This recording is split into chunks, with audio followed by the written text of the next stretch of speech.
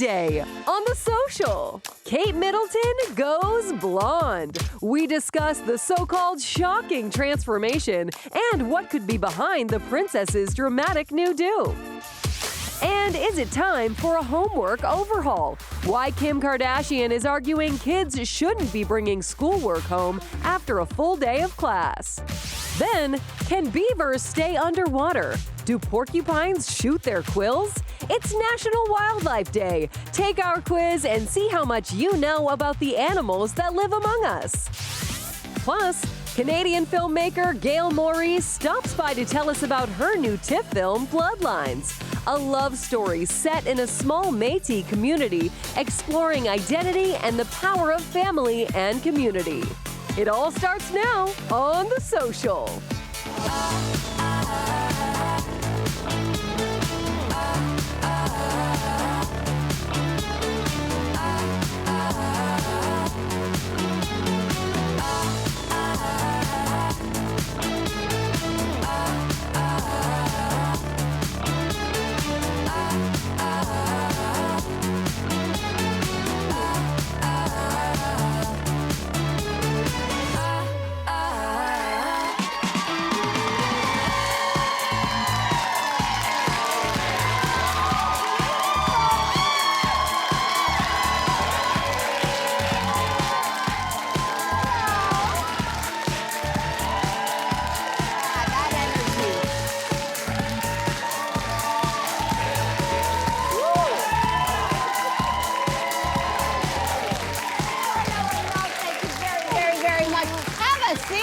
I would like to shout out on this Thursday, lovely lady in the front row. That is the energy we want every single day here.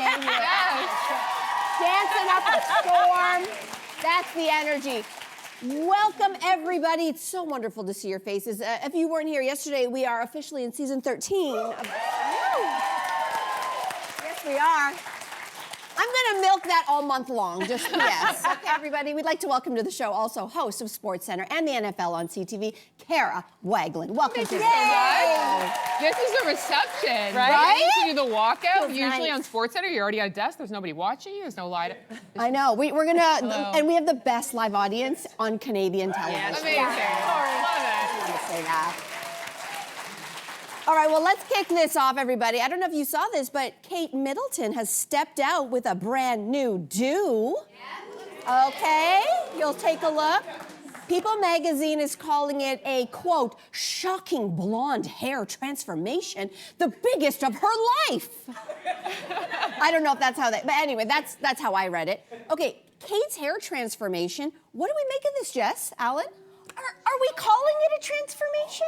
We're definitely calling it that? It's a good question. A hair transformation? I think it looks beautiful, but it's just like a little lighter. It's still long and perfect and blown out. Like, when I want a hair transformation, I want like a bold cut. I want a bold change in color, Yes. no? Do you agree? I agree. When I first got the photos, I was like, wait a minute, there was a transformation? I didn't actually notice any difference. I thought it was, maybe she got a little sun in the hair. Well, Yeah. I think why maybe it is standing out is because like nobody does this really in the royal family, Oh, right? that's a Like good they point. never. You get a look. There's and no mohawks. There's no bold, like shocking pink hair. No. There's none of that. I actually say, like, when I see it, I get a bit of low-key envy because even though it's not that bold transformation, it still is a color change. And Yeah. I feel like I use my hair like a security blanket. And I basically stay within the certain same range, certain same length, certain same color palette for ages. And every time I see someone with like a blue or like a bang or like a dramatic chop, yeah. I'm so envious. But I think I have Would hair. you actually do that? I would love to. But you just feel I like would you're not love to. capable of I it. feel like I'm not capable, and I thought about it today, like, what happened to me? What happened in life? And I realized it was when I was around 6 years old. Do you guys remember Dorothy Hamill? She was a skater, and everyone had, my hairdresser was like, you gotta get a haircut like her. I had long hair, and then I went to that. You did it. I had that cut. And I cried my eyes out for days, and my sister had the same bloody cut, and we were just so miserable, and I think that that's where it is. So maybe that's what cut I need to do. Maybe I need to We get irrationally attached to our hair, though. We as women, are. I feel like, because even a little tiny trim, like I got one bad haircut in my life, and I still refer to it as the massacre of February 2014. Like it's just. There you go. Yes, it was really, really bad. Listen, I'm going to look at Kate's hair and I'm going to say she's probably doing what a lot of us perimenopausal, menopausal women are doing, which is when the grays start to kick in, what you start to do is you start to do highlights. You go lighter because coloring our grays is expensive. It's true. Now, I don't think she has a money problem, but that's a lot of work. You're kind of every 2 weeks. If you zoom into your TV right now, you don't want to see what's happening under here. Same. So I think I lightened this summer, and I did the same thing, not because I was trying to copy her. Maybe she copied me. Oh my God. But anyway, God. it's because my grays are out of control. So for a certain time, just doing the highlights for some people can help, prolong the color You know what's interesting, and I don't want to project on Kate, but when I do, I think, a drastic haircut every now and then. Like, my hair was down to here, let's say, and I chopped it off. I need to get it cut again, in fact. But I do it out of insecurity. I've gained some weight, and none of my pants fit. And so my hair is something that I can control and get like an instant sort of confidence boost. Do you know what I mean? Well, people do that, right? Like whenever they go through a breakup, a lot of people will do something dramatic. Something drastic, right? it's control. Something I you just can buy control. more hair extensions. Okay. So we're moving on to this. Do you always answer calls? It looks like Lenny Kravitz never lets his friends go to voicemail because Denzel Washington called him up in the middle of an interview on Jimmy Kimmel Live. So he said, I just got out of the shower. So Kara, is there a time when you never take a call? I mean, I would not take a call if I was coming. I shouldn't say that, depending on the person calling. Now there is a time I won't take a call. I was always that person who would take a call any time of day. I don't know if I thought it was letting people in my life know that they mattered and they were a priority. Yeah. I needed to get that out of my head once I had kids. So now the only 2 times I don't take a call when it comes in is if I'm engaged in doing something with my children. Yep. Or I work nights. I tend to sleep in a little later. I was always that person who would pick up the call at 7 a.m. and then pretend like I wasn't sleeping and do it.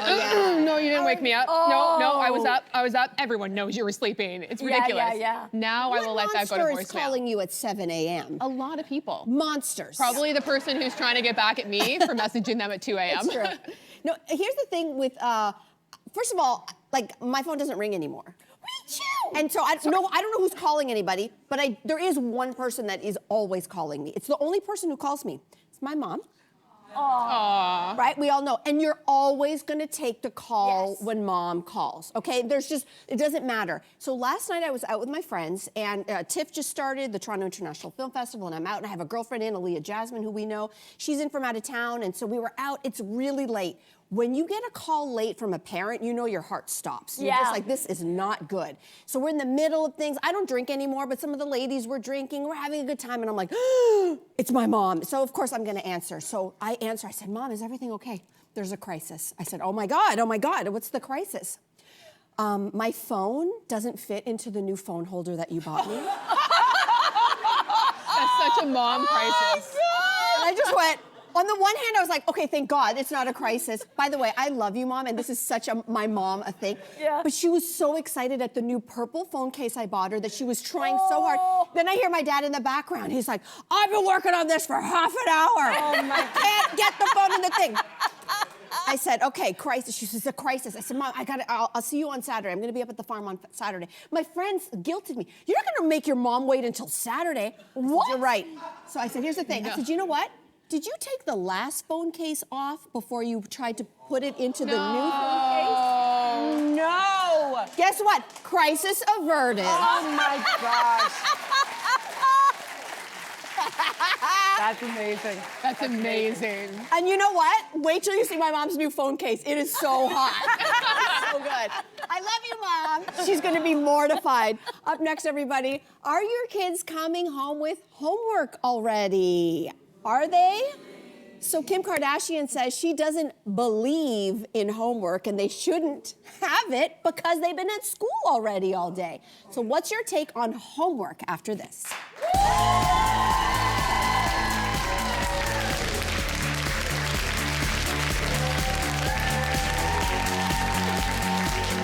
Tomorrow on The Social, stomachs of steel and a whole lot of bite.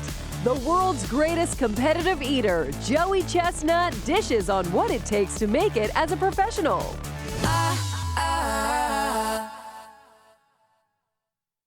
Next week on The Social, Canadian icon Rick Mercer joins the panel with his take on the stories of the day.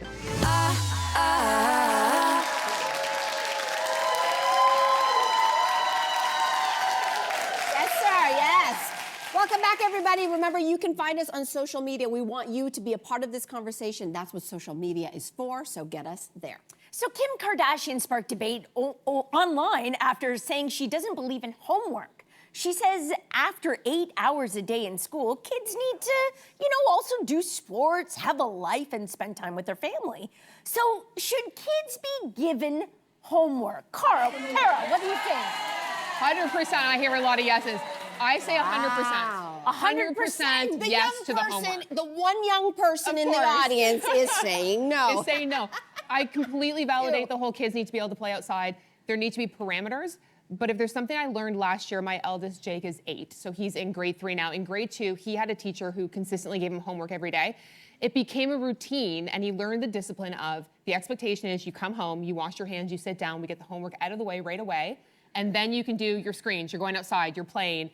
Until that is done, priority number 1, homework, nothing else is happening. So he was able to learn the discipline of this is what we're gonna do, this is the routine, getting it out of the way. Can I ask a question? Quickly. Did he need you there, though, in order to start that? I think early on in the year, yes, and then it got to become a habit. And so he would come home, and if he had homework in his bag, he immediately sat down. Now, I will say the caveat here is I wouldn't give homework that takes any longer than like 15 minutes. Okay. Oh, interesting. You don't need to be sitting there forever, ones. and Okay. it should be a quick repetition style homework. They shouldn't be learning something new or trying to grasp a concept or a new concept. It should be just something that is trying to commit to memory. You can do in 10 to 15 minutes, get it done. But for me, it was more the discipline and creating the routine and the habit. I understand. There were days that he would grumble about not wanting to do it. Like I don't want to go to work today. Except you need to learn some days you're not going to want to do it. You got to push through and do it anyway. I guess that's what I was thinking because I kind of think of school as work. And I can't believe I'm saying it, but I think I kind of agree with Kim Kardashian and our one young person in the audience because like after a full day of work, imagine coming home, even if it is just 15 minutes and doing more work. Imagine what moms have to go through. Yeah. This is rich for me to say. Yeah. But I dug a little further, and there is some research that says doing homework for young kids, let's talk elementary school, it doesn't actually boost academic performance. In fact, it gets in the way of the things that do perform, that helps them perform better later on in life, which is playtime, family time, and rest. Those 3 things are crucial to building better academic performance better down the road. Yeah, I think age does matter. I used to teach grade 7 and up. And so the research supports exactly what you're saying, which is homework is not really proven to be great for young kids. It just doesn't show. Does it teach soft skills is a different question. And I don't know what the research says. I would say perhaps yes, but definitely middle school to high school. And if you are college or university bound, they say that homework and correlation with better grades and success in life, that's a clear, that is absolutely clear. So the question then becomes, what is the age of your child? Is that homework relevant? And I'm gonna throw in the twist, which is something we talk about all the time. Our kids are close in age, 11 and 12, is AI is gonna change everything. It's not about the knowledge anymore. It's not so much the focus of what they're learning, it's how to learn. Oh, interesting. So as a teacher, my job wasn't like, I gotta teach you ABC 1, 2, 3. I gotta teach you how to learn. So then are you in support of? And therefore homework is a great tool to practice those soft skills. Yeah, absolutely. So, like, I mean, I grew up doing homework, and I think it provided me with the skills that you're talking about. Jaya has not. He's going into grade 7, new teacher this year. that teacher also subscribes to the same thing that Kim Kardashian's teacher clearly does. No homework. He's in a split 7-8. And listen, as an individual, I'm like happy about it because I hate doing homework with him. I have such like I have to like be like, because you don't want to be down on any of the subjects, but I'm like, let me just go over here and watch a YouTube video on whatever it is. Because I don't know any of this. It's been a long time. And then I think about the families who don't have a parent at home necessarily to sit down with a child. It's actually a lot of privilege to be able to have a parent at home who isn't busy working multiple jobs. So I just think this is such a nuanced thing. What I'd like to see, though, is consistency across the board. Because I know your daughter's in the TDSB as well, and she does get homework. So why are some classes, she's a year younger, Jai had that year too, and he didn't get homework that year. So what is the difference going on here? The teacher. But that matters. We're all part of a public system, and are certain kids getting more advantages than others as a result of whatever is being established in the classroom? I don't know. I think it's a wash when you take a look at their entire academic career for teachers who give it or don't give it. But also the teaching style and philosophy of each teacher is very different, right? So there's a lot of variables here. So, I mean, listen, Kim, first of all, I don't want to hear anything about Kim Kardashian and her children, because And I'll tell you why. I'm going to go back to where this started. It's like she's a great entrepreneur and she is providing a great example, especially to the girls. I'm not going to knock the hustle, but it's very rich of her to be talking to us commoners about all of these things in life. I don't want to hear what she has to say about much. But anyway, where are we going next? We're going to move on to this. So, with the NFL season kicking off tonight, the season is kicking off tonight. Hold on, can you read that again? I got to read that. Some excitement for the NFL season. Yes. Football is back. Thank you. And I want to know, how important is food when you're watching sports, okay? Think about that for a minute, because a writer for Bon Appetit says that a good spread is actually part of what makes it entertaining. Duh. But how much does food factor into you people who watch these games? You people. You people. I love You that. people who watch sports. Listen, I'm going to say this. I live with a Bills Mafia fan. That would be my husband. He is Buffalo Bills Mafia to the end. Obviously, the season is going to be kicking off today. It's going to be very exciting. So he has sucked Marqueza and I into the thing. But when we got introduced to it, it was really exciting because we did it through seeing it live. So we went to a game. And so out of the tailgating culture is where our ritual in the house comes from. So we went to Buffalo. This was before Donald Trump. Don't judge me. And so we went down there. We went to the home of the original Buffalo wing. Yes, incredible. So these are the rituals that came out of the tailgating culture and ritual that we've brought into the home. So do you have any idea what I'm talking about? No. Okay. What's a tailgate? Kara, what do you have to say? No, I think food is huge. I think one of the things, the NFL does a lot of things right. One of the things the NFL has marketed really well in their league is they've created this one day. Yes, there's a game on Monday and Thursday, but Sunday is the day. Yeah. And they've created this appointment viewing. It's an event. When you start talk about Super Bowl, there is music involved. There's the pageantry of it. And there's all these Super Bowl foods. People have their go-to foods, their watch parties. They have their friends over. They create an entire event around this one game. And so food is a really big part of that. Yeah, it's true. What do you eat? What do I eat?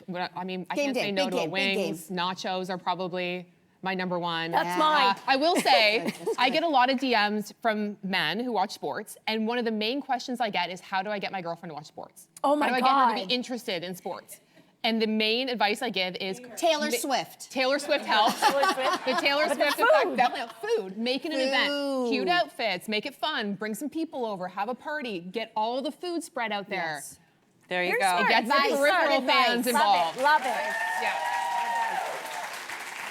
Okay, everybody, we're not done with football just yet. Sorry, Cynthia. After the break, after Bill Belichick's humiliating loss in his college coaching debut, of course, he left the NFL to go to NCAA. Is he still the greatest coach of all time? Can you ever just stay great forever? We're going to debate this, and Cynthia's going to have a lot to say right after this. Got Bill Belichick's stats.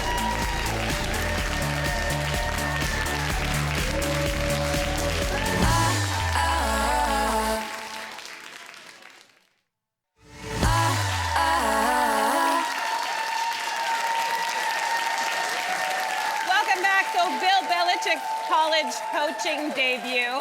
Did not go as planned. The 8-time Super Bowl winner has been working with the University of North Carolina for the past 9 months, but the team was humiliated in a 48-14 loss to Texas Christian University. So the Globe and Mail's sports columnist argues this could be the beginning of the end for Belichick's reputation as the greatest football coach of all time. So Kara, do you think that this is sort of like, you know, how can anyone hang on to that title forever? Is this to be expected? I think Bill Belichick as an NFL coaching legend is solidified. I don't think he's in danger. And a lot of people are forgetting, yes, he had a really bad, rough debut with UNC. He was 1-15 in his first season as head coach with the Cleveland Browns. His first season with the New England Patriots was 5-11 and went on to be just fine. Maybe he's not so hot out of the gate. Maybe he's a slow starter. What I find more concerning is not his NFL legacy. I think he's good there. It's all this off-field stuff with the girlfriend on the sidelines and everything else going on that just doesn't seem like the 6-time Super Bowl champion Bill Belichick that we have grown to know. Do you think it's even possible that that's why, like, we're talking about it on the show today? Like, if Bill, we don't talk about a lot of football coaches on this show. Thanks, Cynthia. She's very, very relieved. But the fact that we are picking up on this story, does it have to do with that massive loss, or does it have to do with the attention that he was a headline for practically the whole summer because of that interview with his girlfriend on CBS? Do you remember that? Now everyone's like, oh, like, do we remember him for those 8 Super Bowl rings, or do we remember, oh, that was the coach with the girlfriend who was sort of being a little controlling behind the scenes, I suppose? I think it's two things. It's such a departure from the Bill Belichick we got to know. Right. This, like, stern-faced, to-be-feared guy on the sidelines with the Patriots. Now, all of a sudden, we're seeing a side of him that doesn't align with that whole box that we've put him in, which is a little strange. But I also think that people are maybe cheering for him to fail a little bit right now. Yeah. ESPN's numbers for that game were absolutely off the charts the other night for the UNC game. So I think once he started to decline in the NFL, people love to put people up on a pedestal, and they love even more to knock them down. Do they? I think that goes across the board outside of coaching anywhere. Yes. But do you think the fact that we ended up learning a lot about his personal life sort of hindered his, like, how much do we know about coaches' personal lives in general? Like, do you know a lot? No, you don't know a ton. They kind of keep that to themselves. He used to be, like, staunchly personal and didn't really talk to media outside of 3-word answers in their media conferences. That's what seems so out of place now, is all of a sudden he seems a lot more open. He's dating this 24-year-old. She's on the sidelines. I don't care how old, if you're consenting adults, I don't care how old your partner is. Why are you taking your kid to work? Like, why is she on the sidelines? Okay, but wait a minute, wait. She did homework. Sorry, even though I know nothing. I'm curious about, like, okay, but, like, everyone has been talking about Taylor Swift and Travis Kelce and that relationship. I mean, how is that? I know it's different. Coaches are a whole different category. But are they? Should they be? Yes. Like, really? Okay. Part of what's made the NFL so huge is because the players are willing to be so forward-facing and willing to be so marketable and out there. So you can't be in a public, even barring the fact that this is a weirdo relationship. If it was a normal relationship, you can't have a new girlfriend or a new, on the side. It's just so counter to what his image was. And Taylor Swift is not on the sidelines during practice. Yeah, they're not trademarking gold digger and all these weird terms. Like, it's just it's gotten a little strange. Yeah. It's true. I mean, give the guy some slack. He has a 5-year contract. If everything just rests on that first game, like, we're all in trouble. So fair, right? I want to stick to this because we talked. Cynthia so eloquently told us that tonight is the NFL kickoff of the season. And yes, very good. It's very good. So, in case you don't know, the reigning Super Bowl champion, which were the Philadelphia Eagles. Thank you. They're from Philadelphia. Very amazing. And they are hosting the Dallas Cowboys tonight. They're from Dallas. Yeah. And anyway, I want to get your thoughts on the game tonight. It's big. It's a big deal. We've been planning for it in my house as well. There's a lot of people thinking this is going to go only one way. But what are your thoughts? I think it's probably going to go only one way. The good news is a lot of people, I mean, it's going to be the Eagles, right? Oh, heard it here first. I'm not breaking any news here. They traded away their best player, Micah Parsons, which was a big head scratcher the Dallas Cowboys did. The Dallas Cowboys are kind of like the New York Yankees in Toronto. People hate watch them. Okay. So even if they're really bad, you're facing the defending Super Bowl champions. I mean, the Eagles are still so good that this should be a pretty easy game for Philly. I did love that Nick Sirianni, the head coach of the Eagles, has said they've already turned the page on 2024. They're not Super Bowl champions anymore. They're going into this season as a new team. They're not even going to watch their banners be raised. They're doing the Super Bowl celebration. They're not going to be on the field for that. Wow. They are already moved on. CeeDee Lamb, the receiver for the Cowboys, said he's going to watch because he wants some motivation. Right. But anytime these are divisional opponents, I mean, this is going to be a great battle regardless. But yeah, this should probably be easily won by the Eagles. Okay, all right, you heard it here first. It's true, it's true. Well, Kara, thank you for your insight. That was great. Thank you. Okay, we're going to say it one more time. The 2025 NFL season kicks off tonight as the Eagles host the Cowboys. The pregame coverage starts at 7 p.m. Eastern. That's on TSN and also right here on CTV. Very exciting. And we also want to remind you, extensive NFL coverage continues all season long, culminating, and we're going to look ahead to this. Super Bowl 60 goes down on February the 8th. Mark your calendar, Cynthia. Okay. After the break. Build the food. Yeah, and the food, and the food. After the break, what happens when a porcupine, opossum, and turtle join us here live in studio? This I'm excited about.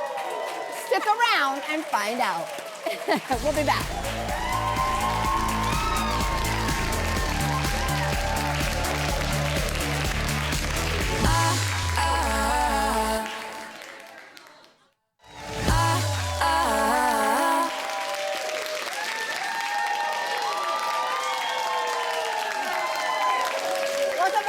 Show. Well, from grizzlies and moose to microscopic insects, Canada is home to over 80,000 species of wildlife. Now, today is National Wildlife Day. It's the perfect time to learn how we can all make a difference to protect them. Here with tips on conservation and how small changes can have a big impact is veterinarian Dr. Cliff Redford, wildlife educator Crystal Hewitt, and three of her friends, Toes, Willow, and Burnaby. Welcome, everyone. Thank you. Welcome. Oh my goodness. So both of you are involved in wildlife conservation and you actually get to work together occasionally, but it is a process. So Dr. Cliff, why don't you start by telling us about your work at Shades of Hope Wildlife Refuge? What happens there? Yes, and shout out to them. They gave me the day off. I go and I volunteer every Thursday. Okay. And all kinds of animals come there when they're injured or when they're orphaned.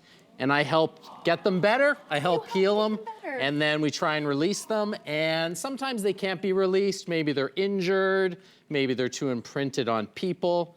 And that's where Crystal comes in. Oh. Okay, so Crystal, you're the director at of operations at Speaking of Wildlife. So this is a nonprofit sanctuary. It's for native Ontario wildlife, which we want to mention. So what happens to animals when you receive them from a wildlife refuge? So it's important to note that not every animal that is non-releasable is going to be suited to life in captivity. Right. Humans, by nature, would be pretty terrifying to a wild animal. So when they come to us, there's a fairly lengthy assessment and training process where we get to know the animal, we get to know what they like, what they don't like, their limitations, their boundaries, and see where they fit, whether they're like Toes and Burnaby and Quillo, or if they prefer to work from home. Can you talk about what an average day on the job looks like for you? Every day, I mean, I'm surrounded by animals, so it's great. So great. But every day can be a little bit different. It always starts with an animal check in the morning. So, you know, some days we might notice something different, but most days, feeding, cleaning, enrichment, different aspects of life in captivity, just to keep life healthy and everyone thriving. Wow. Kind of I can't believe the, sorry, go ahead. Sounds like taking care of a husband. It does. Speaking of which, like, I can't believe the variety of wildlife. That's a very obvious thing to know. But do you have a favorite resident? Ooh, that's like the impossible question. I never pick a favorite animal or individual, but Cliff kind of nailed it. My favorite species is definitely the opossum. Oh, yeah, look at them. cool. Sorry, Quillo. Stop. Oh my God, this video is killing me. Oh my God. Aren't they adorable, Melissa? Toes and her brother Tails. Sometimes. Dr. Cliff, I want to ask you, what are some of the reasons why wildlife would end up at a refuge like Shades of Hope? Unfortunately, so Shades of Hope sees about 11,000 animals a year. Wow. And I would say 10,999 of them have had interactions with people. hit by cars. Some of them are actually shot with BB guns, if you can believe it. So there's a lot of problems, and people just need to be kind to animals and not hurt them, and then I don't have to volunteer. Maybe I'll be out of a job. That'd be okay. Right. Okay, what should people do if they come across an injured animal? Yeah, great question. You know, it is fair to try and go and rescue them if they really are injured or orphaned. You can use a blanket or a jacket to pick them up. Yeah. You can put them. Yeah, give them some food. She can have some of You that. can put them in a box where it's warm and quiet. And then most importantly, don't try and adopt it. Don't try and take care of it. Even I bring the animals I find on the sides of the road over to an expert, over to Shades of Hope, and then they can take care of them. And you can even help release them back into the wild. That's pretty cool. Yeah. Crystal, what about baby animals? Like, what should we do if we come across like a baby bird or a raccoon or a baby bunny? We always like to remind everyone that even wild moms are fantastic, right? Yeah. And they want to take care of their babies. So if there's any opportunity that mom might be around or that you might be able to reunite that baby with its parent, definitely go that route first. If you can't find mom, or if you're certain that something bad has happened, definitely seek the help of a wildlife rehabilitation center, so an expert. Okay. Okay, so listen, I know that some people might be looking at any of these animals potentially as like pests, right? You know, I think some people put some of them in those categories. But why do you both believe that we should protect all wildlife? Well, first off, I would say that it's important to, that's the pot calling the kettle black a little bit. When we say that an animal is a pest, we are probably a pest to them in what once was a natural habitat. Right. So keeping that perspective, and also knowing that wildlife contributes to biodiversity, which helps keep our ecosystems healthy, nutrient cycling, seed dispersal, all of those types of things can all be contributed to wildlife and to a healthy ecosystem. Okay, so Dr. Cliff, what are the main things that we can all do to help with wildlife conservation? Yeah, very, very simple. So first of all, drive slow. Look out for animals on the road, especially turtles like Burnaby here, the wood turtle that is endangered. Clean up your trash, including like string, and don't put your hair out onto the lawn because it wraps around their feet. Tidy up your barbecue.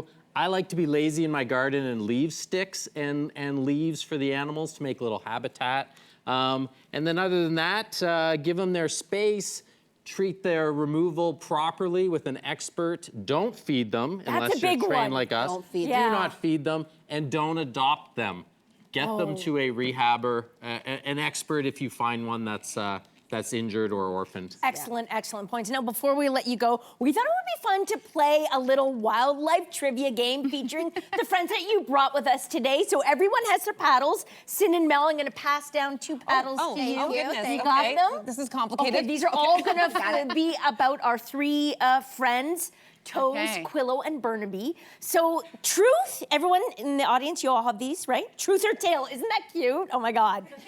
Toes, Quillo, and Burnaby all consider ticks a delicacy. I'm gonna say, yeah.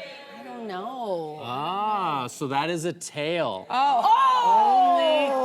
Only Toes here out of these 3 like ticks, and Toes and other opossums can eat up to 100 a day, which protects us against Lyme disease. That's incredible. Another reason to love. Another reason to love awesome opossums. Oh my gosh. Wow. Okay, here's another one. Baby porcupines are born with their quills. Truth or tale? I'm gonna say tail.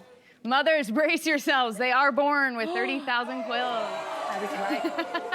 Oh my gosh, that's They are soft at birth and they do harden over time. That is adorable. Look at their little ears. Oh my gosh. Okay. Oh yeah. I was gonna say, it can make nursing very painful. I so can unpleasant. imagine. Yes. Okay. So, truth or tale? Burnaby the wood turtle is the only animal here today that cannot carry rabies. Is that truth or tale? I don't know. We did pretty good. Actually, that is false. Oh! Yes, I'm sorry.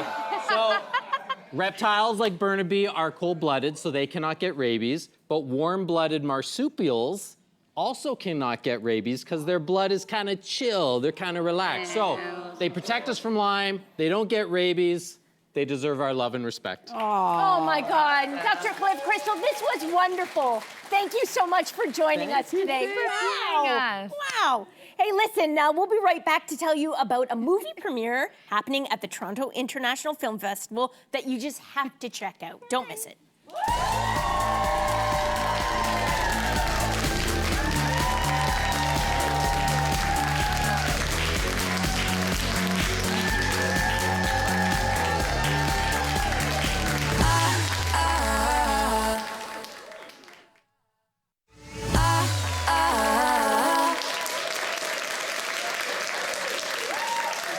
Welcome back to the show. All right, listen up, Canada. The Toronto International Film Festival, it actually kicks off today. And one of the films that you'll definitely want to check out is Bloodlines. It's set in a small Métis community and explores the complexity of identity, the power of family and community, and the delicate threads that hold all of us together. Take a look. No, you don't just get to come back and expect everything to be okay. It's not okay. Where were you when I need you all those years, huh? Drinking, that's where. I had to go. No, I begged you to stay with me. But you chose alcohol over me, and now why you come back? And you expect everything to be okay? Well, it's not okay! Please welcome to the show Bloodlines writer, director, producer. Oh, and she also stars in the film, Gail Maurice. Thank you. Oh, Gail. Thank you for being here, and congratulations on this beautiful film. It is intense, it is heartwarming, it is funny at times, it goes through so many different emotions. And as we mentioned, you took on a lot of hats during the production of this. And I understand that this is because it was a very personal story for you to tell. Is that true? Yeah, I've carried this story with me for about 20 years, and it's evolved over time as I got older.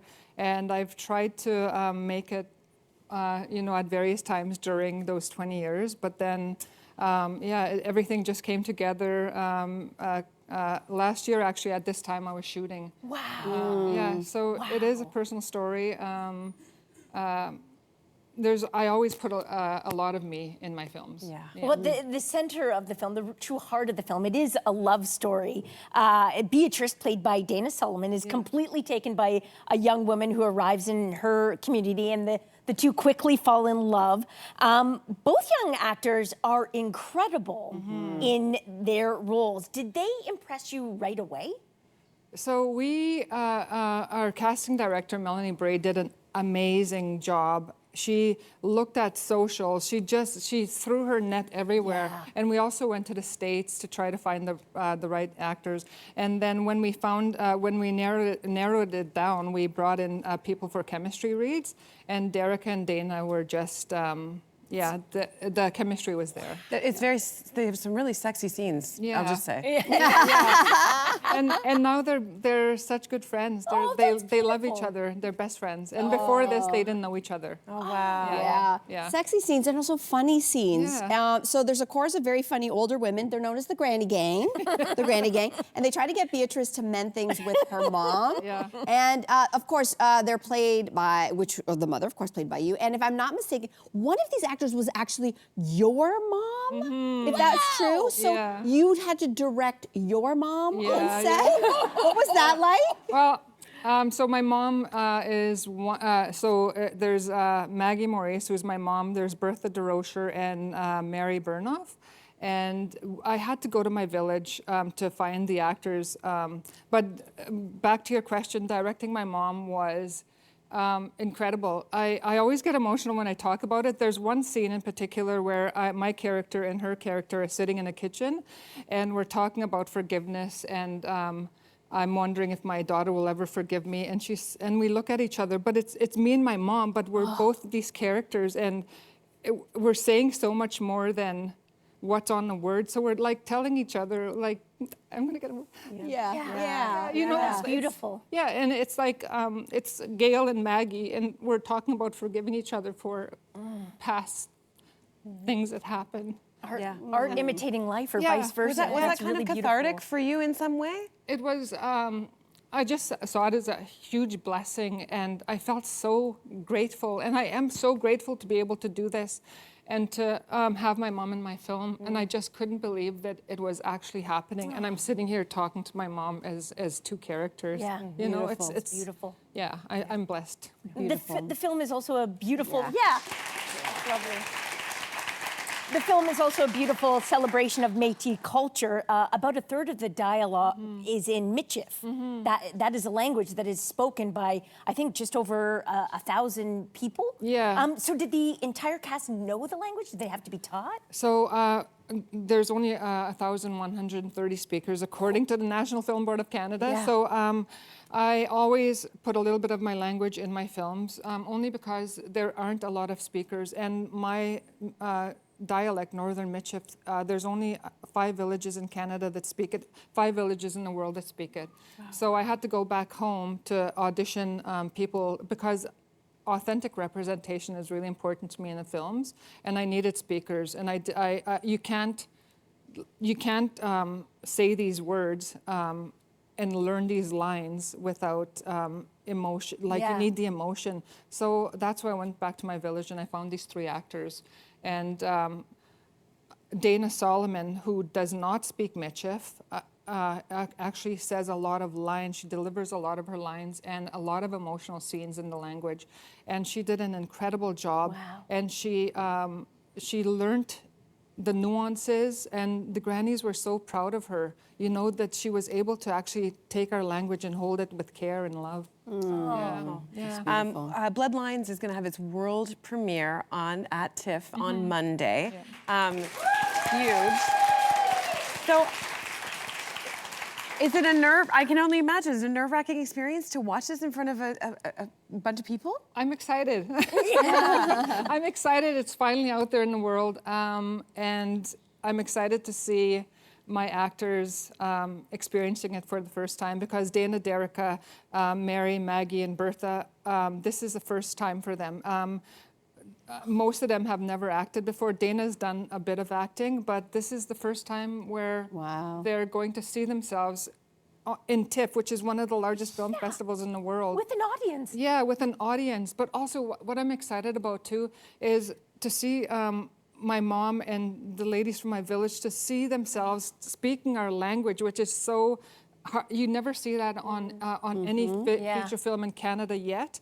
And to have an audience like hearing them and celebrating them for the first time and ever. And I just want them to know that our language is so important. Bloodlines to me is like a love story for my culture, my language, my identity. It's not only a love story between these 2 women. It's a love story for my Gail, perfectly said. Gail, thank you so much. Congratulations. Thank you. Thank Go you. get them on Monday night. We'll be cheering for you Thank as you. well. And Thank you. you so much for joining us to tell the story. Thank you. We'll be right back after this.